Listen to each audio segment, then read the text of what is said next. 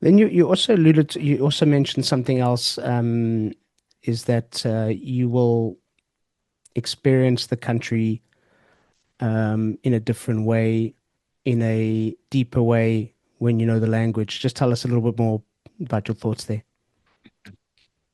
Uh, So, learning any language, but applying this to Portuguese, to understand how we speak, you need to understand our experiences and you need to understand our culture to a certain extent to be able to then deeply understand us. Because we have a lot of colloquialisms and expressions that come through our previous experiences and what we as a culture or as a being have been through in the past.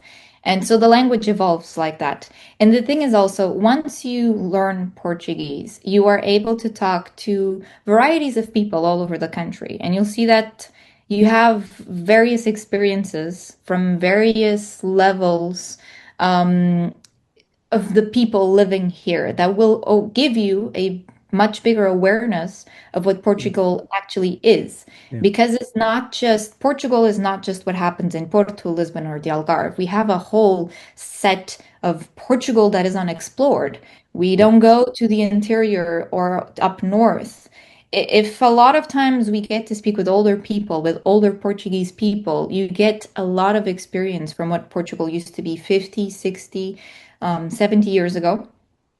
And then you start understanding why we do the things we do, why the culture is the way it is. And when you do that, you're able to connect with us to a much deeper level than if you just stay at the surface and kind of like get the basics of the language. You can do that, but then these deeper conversations, these let's call them cultural exchanges, don't happen.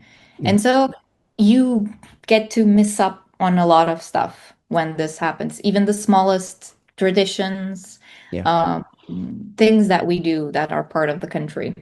Yeah. I mean, for me, when I arrived in Portugal, 2009, I couldn't speak any Portuguese. Mhm. Um, and now I still wouldn't say I'm 100% fluent. My wife says I am. Um, but like I still make mistakes in pronunciations and grammar and things like that. But I found now being able to have conversations and being able to understand things that there's it's the little stories that you hear about a place or about a dish or about, a castle that you wouldn't know if you didn't know the language or weren't able to have that conversation. And I think it's an amazing thing.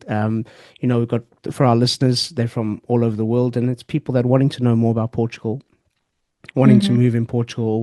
move to Portugal, not just to become a tourist, but to actually become part of something and a community. And I think the language is always the doorway to that, in a big way. And although I think it's really interesting because I think although Portuguese people are very open and friendly and welcoming and will happily speak another language to make you feel welcome, Mhm. when you do speak Portuguese, there's an appreciation.